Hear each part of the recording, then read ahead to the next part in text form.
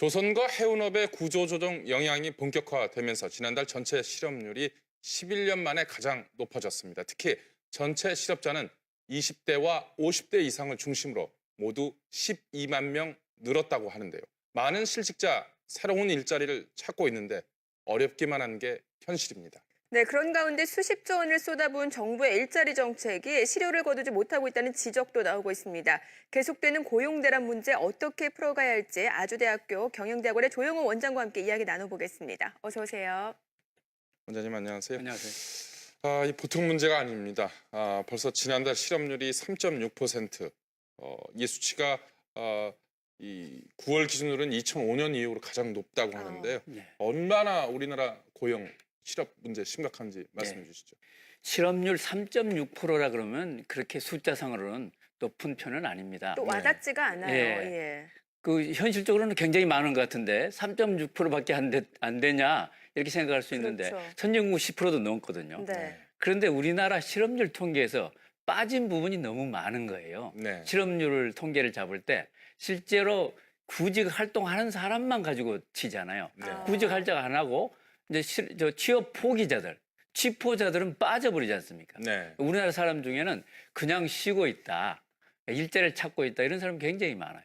그래서 실제 실업률을 볼 게 아니고 고용률을 봐야 되는데 네. 일자리를 찾고 직장에 다니는 사람의 비율 이게 61%밖에 안 되는 거예요. 나머지는 실업률인 건가요? 나머지는 그냥 일을 안 하고 있죠. 그중에는 주부도 있고 군인도 있고 또 상당 부분은 취업 포기자들이 있는 거예요. 네. 이 취업 포기자들을 감안할 때 우리가 굉장히 심각하다 이렇게 봐야 됩니다. 네. 선진국은 고용률이 한 70% 되니까 네. 우리는 60%밖에 안 되니까 네. 고용 안 된 사람이 많다. 네. 결국은 실업 안 된 사람이 많다 이렇게 봐야 되는 거죠. 네. 네. 그것도 늘어났다 그러면 심각한 거죠. 네. 그렇군요. 뭐 선진국과 비교를 해봐도 고용률에서도 상당한 차이가 있고 실업률도 앞서 말씀드렸다시피 지금 많이 증가가 됐습니다. 자, 실업률이 늘어난 이유가 어디에 있습니까? 경제가 어려워서 그렇죠. 예. 사회가 돌아가지 않는 것이죠.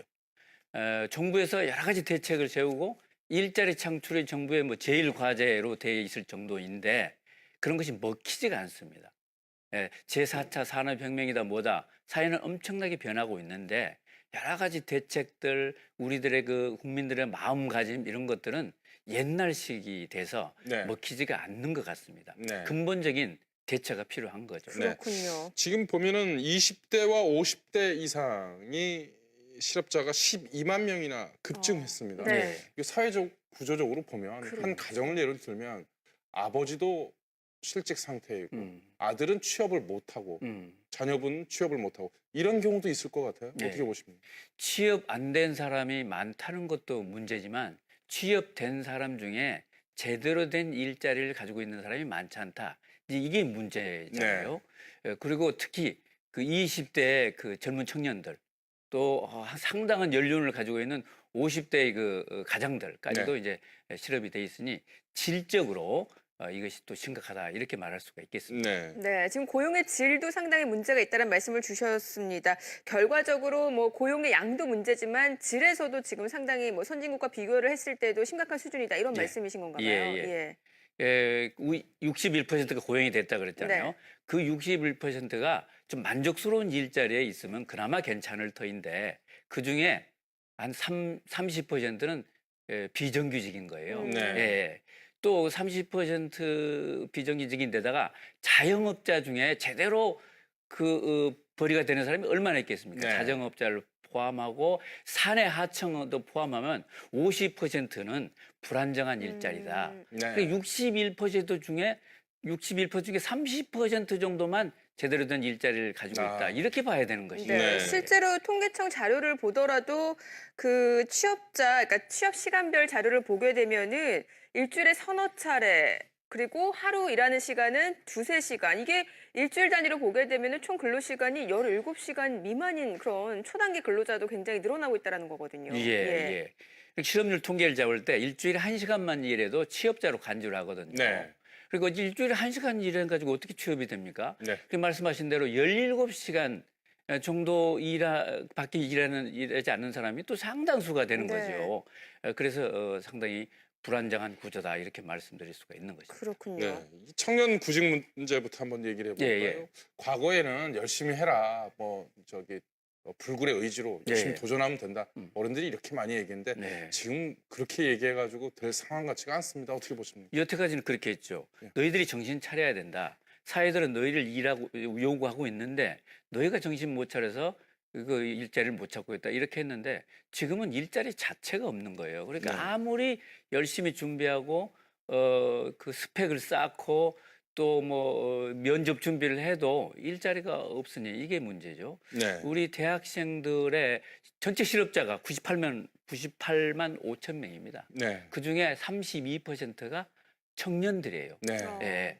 대학생들 중에 대학교 졸업하고 취업한 사람이 60%밖에 안 됩니다. 네. 네. 그 60% 중에서도 자기들이 원하는 말하자면 괜찮은 일자리, 대기업 일자리에 간 사람은 30%밖에 안 돼요. 아, 그러니까 36, 18 대졸자 중에 18%만 제대로 된 일자리를 찾는다. 이렇게 5명 중에 1명 예. 정도군요. 아주 심각하죠. 네. 네. 지금 대졸자 예를 들어주셨는데 실제로 고학력 실업자가 굉장히 증가가 됐습니다. 지금 화면에 보시다시피 4년제 졸업자, 그러니까 실업자 중에 4년제 졸업자 비중이 지금 30%가 넘어서고 있습니다. 결과적으로 4년제 대학 이상의 교육을 받은 사람들, 그러니까 전체 실업자 4명 가운데 3명 가운데 1명은 4년제 대학을 졸업한 그런 네. 사람이라는 점이 좀 확인이 됐는데 그 수가 이미 30만 명이 넘어섰습니다. 굉장히 심각한 문제일 예. 수밖에 없네요. 예. 예. 대학이라는 게 사회에서 필요한 인재를 양성하는 기관인데 네. 이 인재들이 놀고 있다. 그 사회가 큰 문제가 있는 것이죠. 네. 미스매치. 네. 이게 잘못 엮여져 있는 것이죠. 네. 사회가 원하는 인재를 양성하지 못하고 있거나 네. 대학은 열심히 했는데 사회가 잘못 돌아가고 있거나 네. 뭐 그중에 하나가 아니겠습니까? 지금 이제 수요 공급 차원이 다 수요 있을 공급, 텐데요. 제 통계를 하나 찾아보니까 우리나라의 고학력 비율 먼저 이 공급 비율 네. 측면에서 한번 보겠습니다. OECD 국가 중에 1위입니다. 전문대 졸업 이상의 학력 비율이 68%인데요. 네. 2위 캐나다가 58%입니다. 그러니까 어. 10% 이상 차이가 납니다. 그러네요. 일단 예. 고학력자 공급이 많다는 점을 네. 지적할 수 있겠네요. 예. 우리나라 고등학교 졸업생 중에 대학 가는 비율이 높다는 뜻입니다. 네. 한때는 80%까지 올라갔어요. 네. 자랑스러웠죠. 네. 우리나라 사람들이 그만큼 유식하고 잘 그 양성이 됐다는 뜻이 아니겠습니까? 네, 그렇다면 근데 이게- 그만한 거기에 맞춘 일자리가 있어야 될 텐데. 예, 이게 이제 큰 짐이 되는 것이죠. 네. 대졸자들이 많아졌는데 이게 대학에서 교육받은 것이 사회에서 요구하는 것하고 차이가 있다. 안 맞다. 대학생을 안 뽑겠다고 하니까 이게 이제 잘못 양성이 된 거죠. 네. 대학교 들어가면 상당히 교양이 높아지고 기대 수준이 높아지고 그렇잖아요. 그런 인력보다는 네. 실제로 어떤 직업에 필요한 그런 인재를 사회가 원하고 있는데 네. 그것을 맞춰주지 못하는 것이죠. 그래서 말입니다, 네. 교수님. 지금 보면은 실제로 학생들을 보면은 지금 취업하기 위해서 흔히 어른들 얘기하는 타이틀 따고 네. 요즘 얘기로는 스펙 쌓으려고 네. 또 수많은 비용을 지불하고 있지 않습니까? 사회적으로도 이것도 네. 큰 손실일 텐데요. 음. 현장에서 보시면 어떻습니까? 일단 대학 교육도 바뀌어야 되고요. 대학교 가는 비율도 낮아져야 됩니다. 네. 아까 잠깐 보셨지만은 지금 미국은 60%, 캐나다 58% 말씀하셨잖아요. 60%, 58% 이 정도고 유럽은 40%예요. 유럽 같은 데서 왜 대학을 안 가겠습니까? 대학 가는 것이 정답이 아니다는 거 아니겠습니까? 예, 우리나라는 대학은 갔지만은 이게 여러 가지로 미스매치가 생기니까 우리도 대학 가는 진학률을 좀 낮추고 일단 대학에 들어온 사람들은 조금 더 사회가 원하는 사회가 변화된 것에 맞추어서 대학 교육도 좀 취업 지향적이라고 하기에는 좀 그렇지만은 사회가 원하는 방향으로 대학 교육이 개혁이 돼야 된다. 이렇게 생각할 수 있습니다. 네. 네. 또 반면에 이제 대학 졸업자들 사이에서도 뭐 눈만 낮추면 얼마든지 취업할 수 있는 길은 많다 이런 얘기들 많이 나오고 있습니다. 사실 대학을 졸업하면서 아무래도 이제 눈높이도 높아지고 그러다 보니까 대기업을 선호하고 그러다 보니까 실업도 본인이 원하는 실업이 아니죠. 그런데 예. 눈만 조금만 낮추면 뭐 중소기업도 얼마든지 취업이 가능하다 이런 얘기도 예. 나오고 있습니다. 구직자의 인식 전환도 좀 필요하다라고 보시는지요? 그 회사 운영하는 사람들을 만나 보면은 네. 그런 얘기를 많이 해요. 왜 일자리가 없습니까? 우리 회사에 지금 일자리가 많은데 대졸자들이 안 옵니다. 왜 맞아요. 그렇게 예. 교육시킵니까? 이렇게 얘기하거든요. 그래서 대졸자들의 눈높이를 낮춰야 됩니다. 대학 갔다는 것만 해서 어떤 신분이 상승이 되고 또 그런 위치에 맞는 일자리를 찾아야 된다. 이런 생각을 버려야 되는데 그게 버리기가 좀 힘든 거죠. 근데 또 그게 또 현실하고 맞닥뜨리면 쉽지가 않습니다. 쉽지가 왜냐하면 이 대기업에 비해서 중소기업 임금이 현저하게 낮거든요. 임금도 그래서 낮을 또, 뿐만 또 아니라 대기업으로 진입 장벽도 굉장히 높고 또 어른들 말로는 중소기업 가서 네가 한번 회사를 키워봐라 이런 말씀 하시지만은 네. 다 족벌 경영이고 그 마음에 네. 맞는 입맛에 맞는 사람들이 네. 경영진에 포진하고 있기 때문에 사실 꿈을 펼치기도 쉽지 않고요. 또 이런 현실도 있습니다. 말은 쉽지만 말씀하신 대로 쉬운 게 아니에요. 유럽이나 미국하고 우리가 근본적으로 다른 게 그런 점입니다. 네. 유럽에서는 뭐 어느 기업에서 어떤 직종을 하든지 별 차이가 없는데 우리는 전체적으로 신분 구조가 돼 있어요. 그래서 어느 대학이 뭐 좋은 대학이다, 어느 기업이 좋은 일자리다. 근데 거기를 찾아가려고 그러죠. 취업을 안 하더라도 다른 일자리를 안 갖겠다는 게 이제 문제죠. 그런 인식을 바꾸려면 상당한 사회적인 노력이 필요할 것 같습니다. 네. 그렇군요. 자, 그러면은 사실 이제 선진국에서도 이제 고학력 실업 상황이 갈수록 좀 예. 심각해졌다고 있다고 하는데 해외에서는 이 고학력 실업자 문제를 어떤 식으로 해결해 가고 있습니까? 예.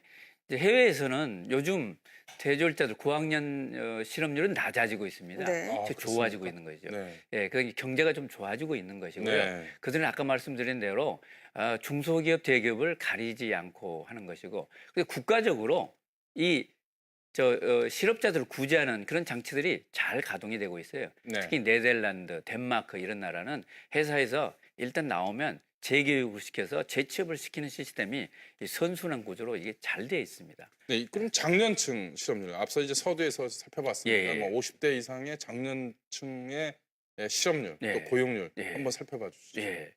지금 우리 사회가 너무 빨리 변하고 디지털화가 되다 보니까 네. 조금 40대만 돼도 특히 50대만 되면 이제 좀 안 맞다, 따라가지 못한다. 그러면서 이제 회사를 나오게 되지 않습니까? 네. 그 비율이 상당히 커지고 있죠. 네. 근데 이때 한참 가족들을 돌보고 뭐 해야 되는 육체적으로도 아주 건강하지 않습니까?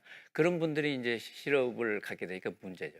그래서 이제 정부에서 야, 고령화 사회가 되는데 이래서 되겠느냐 해서 정년을 연장하고 또 이제 정년된 사람을 재고용하면 또 비용도 대주고 여러 가지 구제 장치들을 쓰고 있습니다만은 참 그것도 잘 먹히지가 않는 것 같습니다. 네. 네. 역부족인 거죠. 네. 뭐 지금 정책은 많아요.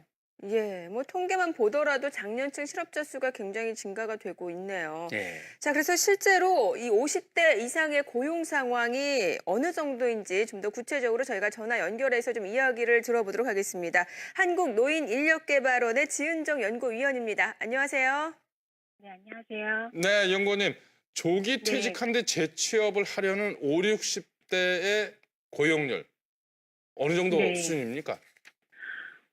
우리나라 65세 이상 노인 고용률은 31.3%로 OECD 평균이 13.4%를 훨씬 뛰어넘습니다. 네. 75세 이상을 기준으로 보더라도 OECD 19.2%로 가장 높고요. 네. 물론 50대는 거의 58% 정도 나타나기 때문에 상당히 높습니다. 그래서 네. 이렇게 일하는 비율이 높으면 노인 빈곤율이 낮을 것을 예측하는데요. 네. 우리나라는 오히려 노인 빈곤율이 47.2%로 상당히 높게 나타나고 있습니다. 네. 이는 그만큼 일하는 노인은 많지만 일자리의 질이 낮다는 것을 말해주는 게 아닐까 싶습니다. 그러니까 그런 의미죠. 이 선진국 같은 경우는 복지 제도가 잘 돼 있어서 노인들이 취업하지 않아도 되는데 우리나라 같은 경우에는 복지 제도가 아직 좀 불충분하기 때문에 임금이 낮은 자리라도 노인들이 일하고 있다. 이렇게 해석해도 되나요? 일정 부분 그 맞는 말이고요. 우리나라 노후소득보장제도가 낮다는 거, 노후 준비가 부족하다는 것도 요인이긴 한데요. 해외 같은 경우에도 요즘 평균 수명이 연장되고 사회보장제도가 악화되면서 연금의 소득 대체율이 조금씩 낮아지고 있습니다. 그러다 보니까 해외에서도 65세 이상이어도 일하고자 하는 그런 경향이 좀 더 높아지고 있고요. 정부 차원에서도 고령자들을 다시 사회로 경제활동을 할 수 있도록 이렇게 이끌어드리는 유인 정책을 많이 실시하고 있어요. 근데 다만 오히려 조금 더 심각한 것으로 보여집니다. 네. 네. 또 최근에 뭐 구조조정 여파로 인해서 조기 은퇴하시는 분들 굉장히 많습니다. 그런데 이제 50대 같은 경우는 조기 퇴직 이후에 다시 이제 재취업을 하려는 그런 수요가 굉장히 많은데 그래서인지 50대, 60대 일자리 경합이 굉장히 악화되고 있다고 하는데 그 수준이 얼마나 됩니까? 네. 일반적으로 50대는 연공서열 방식에 따라 가장 임금이 높을 것으로 예측합니다. 실제 50대 취업자 중에 월 300만 원 이상 일자리에 근무하는 비율이 24%로 높은 편인데요. 네. 그런데 일자리가 양극화되어서 100만 원 이하의 저임금 일자리에 근무하는 비율도 17.3%에 이릅니다. 일반적으로 생애주기상 임금이 가장 낮다는 29세의 청년 근로자 10명 중에 한 2명가량이 100만 원 이하에서 일하고 있는데요. 50대와 크게 차이가 없는 상황입니다. 또한 고용계약기간이 1개월 미만의 매우 짧은 일자리에 종사하는 50대가 22.8%로 29세 이하의 7.9%보다도 훨씬 높습니다.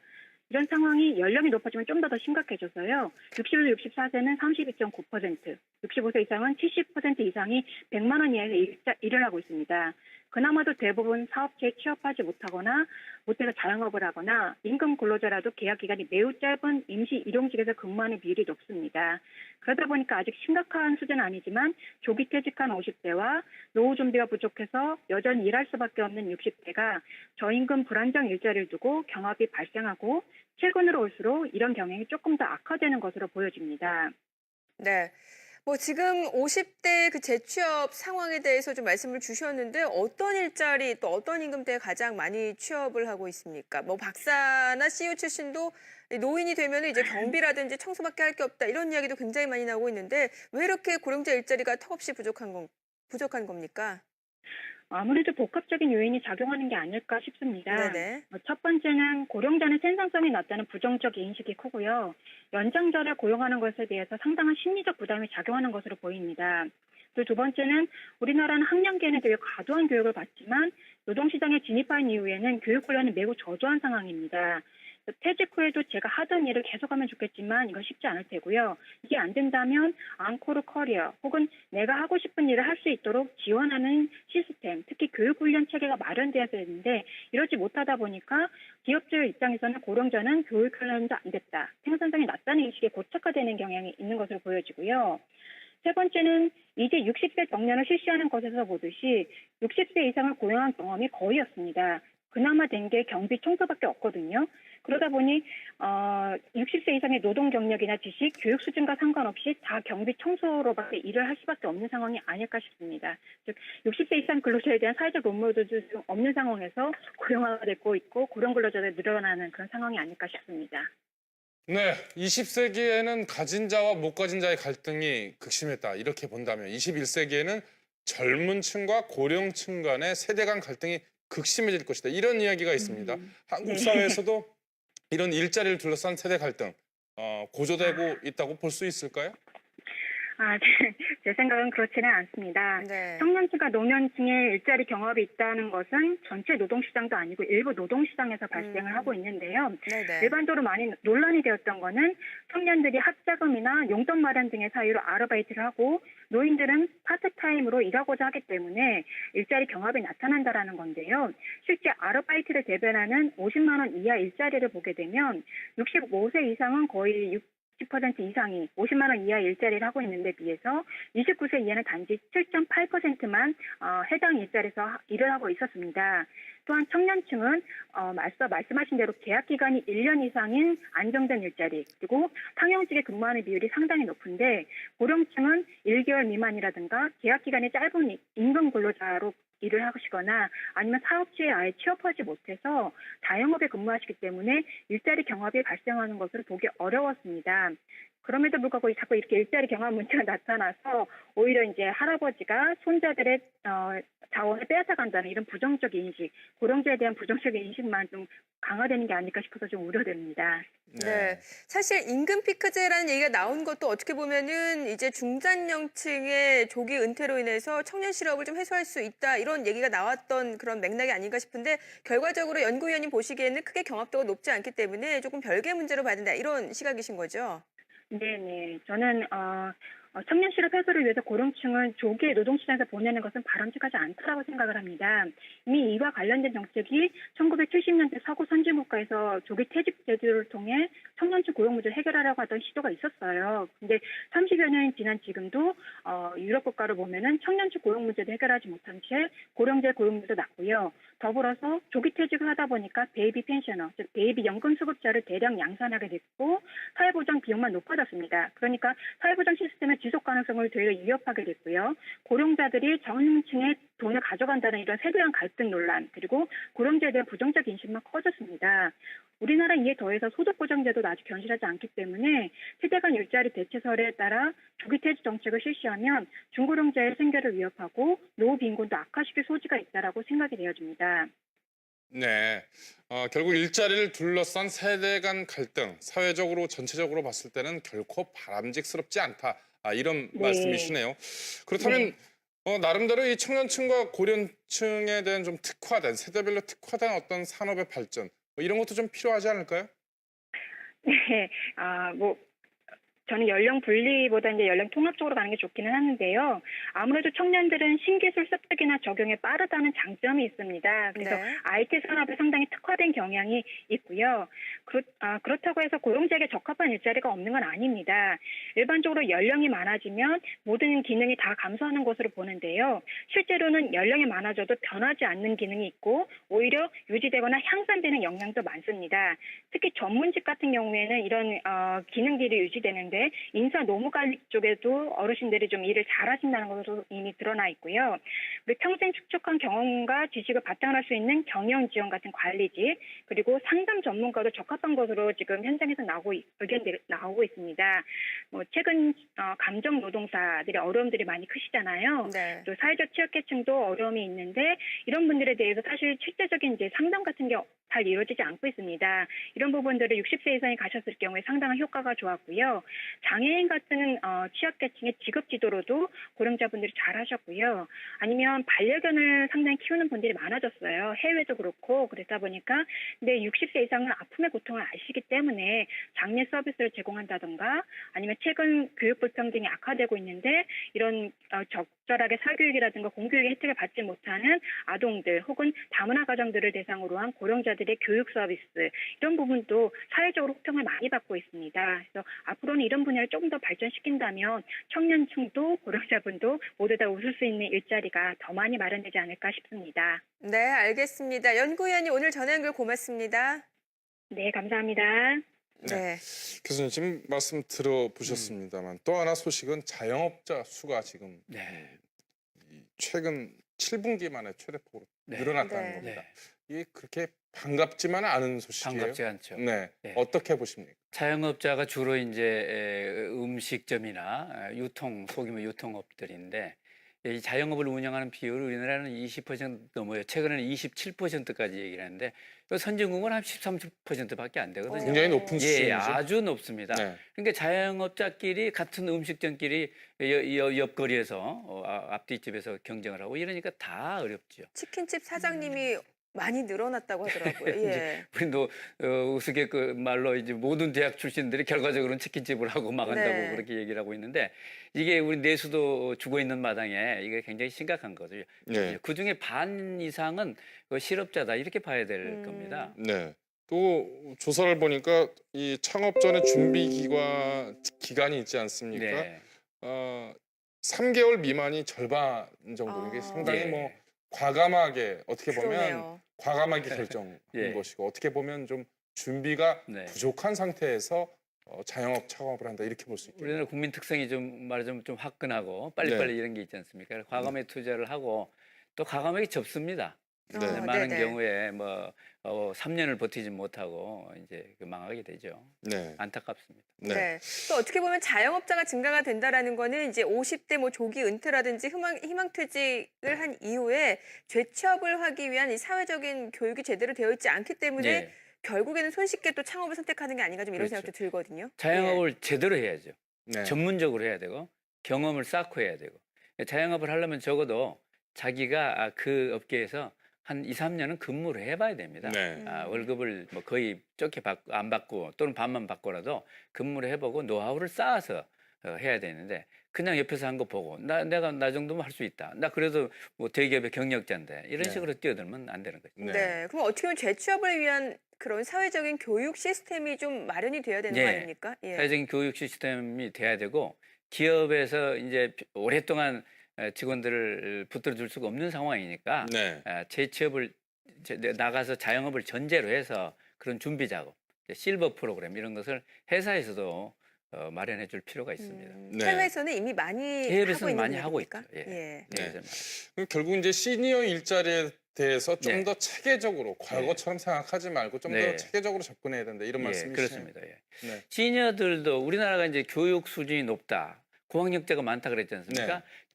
정규 교육 비율은 높아요. 네. 그러나 대학을 졸업한 이후에 평생 교육 비율은 낮은 거죠. 재교육 예, 비율이 낮다 이 예, 말씀이시죠. 우리나라 성인 중에서 무슨 체계적인 교육을 받고 있는 사람의 비율은 40%밖에 안 돼요. 네. 음. 그래서 스웨덴은 80%예요. 네. 그런 나라가 복지가 좋은 것입니다. 네. 예. 최근에 공부를 제- 열심히 해야 되는 네, 거예요. 통계를 하나 찾아보니까요. 은퇴 후 창업자 관련해서 자영업자 그 나이별로 네, 비교해 본 통계가 있더라고요. 네. 근데 보니까 40대가 31% 네. 였었는데 2007년까지. 그런데 네. 최근에는 50대가 30.8%로 높아졌습니다. 음. 그러니까 자영업 하시는 뒤늦게 자영업을 하시는 분들이 좀 늘어나고 있다. 늘어나요. 이렇게 볼 수 있겠네요. 일찍 일자리에서 나왔다는 얘기죠. 네. 나왔으니까 뭔가는 해야 되겠고 네. 그래서 자영업을 손쉽게 뛰어드는 것이죠. 교수님, 근데 우리나라 현실이 이 자영업자들이 그냥 어디서 돈을 나서 하겠습니까? 퇴직금 아니면 그렇죠. 대출을 받을 텐데. 일단 퇴직금으로 하죠. 네. 퇴직금으로 하고 그다음에 이제 대출을 받죠. 네. 그래서 가계 부채가 엄청 늘어나는 네. 것입니다. 그래서 이 가계부채의 상당수, 네. 주택담보대출의 네. 상당수는 네. 생계형 대출이라는 말이 생계형 이래서 나오는 거죠. 생계형 대출이 대부분이죠. 네. 대부분이죠. 지금은 부동산이 조금 요즘 살아나고 있습니다만 전에는 이제 부동산 말하자면 투기로 네. 대출을 많이 받는데 지금은 상당 부분이 생계형이다 이렇게 봐야 될 겁니다. 네. 마지막으로 지금 교수님 일하고 싶은 사람, 네. 또 일할 수 있는 사람들을 위한 어떤 사회적인 대안 말씀해 주시죠. 사회가 근본적으로 바뀌었어요. 이 네. 바뀐 사회에 적응을 해야 됩니다. 네. 새로운 일자리를 찾고 사회에 활기를 넣어줘야 되는데 지금 정부가 얘기한 창조 경제 그 화두는 맞다고 생각합니다. 네. 근데 창조 경제가 사회적인 전체 분위기가 뭔가 좀 해보자, 서로 지원해주자 뭐 이런 게 있어야 되는데 네. 제도는 많은데 네. 분위기가 그렇게 갖춰지지 않는 것 네. 않은 것 같아요. 그다음에 두 번째는 이제 지금쯤 돼서는 근로시간 단축을 진지하게 고려해 봐야 됩니다. 지금 우리나라 근로시간이 전 세계적으로 제일 높아요. 네. 멕시코하고 한국이 탑이라고요. 네. 예, 일을 많이 하는 나라입니다. 그래서 선진국은 어느 정도냐? 독일은 우리보다 4개월을 적게 해요. 네. 일을 적게 한다고요. 예. 그런데도 OECD 또 나누려고 평균은 그러죠. 시간을 줄이려고. OECD 평균은 2개월이 적어요. 네. 우리는 일을 많이 하면서도 어렵거든요. 그래서 일을 적게 하면서 이걸 나누어서 그 에너지를 가지고 창조를 하고 이렇게 선순환 구조로 바꿔가는 노력이 필요해요. 그래서 우리나라 근로시간이 많다고 하지만 아까 말씀 나눴다시피 비정규직, 네. 17시간도 일하지 않은 사람이 많잖아요. 네. 그렇게 일자리를 가지고 있는 사람 중에서도 양극화가 있어서 네. 아주 일주일에 서너 시간밖에 일하지 않는 사람과 60시간 이상을 혹사당하는 인력이 많은 거예요. 어떤 분은 주당 60시간 이상을 일하고 해서. 어떤 분은 주당 10시간도 못하고. 17시간 미만으로 일하고 미만으로. 있고요. 예. 그 60시간 이상 일하는 비율이 25%예요. 예. 예. 스웨덴은 1%예요, 이게. 네. 예. 그러니까 그분들은 줄이고 그래서 일자리를 나누고 이런 에너지로 가지고 창조적으로 사회를 발전시키고 창업을 하고 일자리를 만들고 이런 구조로 바꿔야 될 것 같습니다. 진지하게 좀 고민을 해봐야 이제 된다. 진작에 고민을 해봐야 될 때가 된 것입니다. 네. 네, 알겠습니다. 아주대 경영대학원의 조영호 원장이었습니다. 오늘 말씀 잘 들었습니다.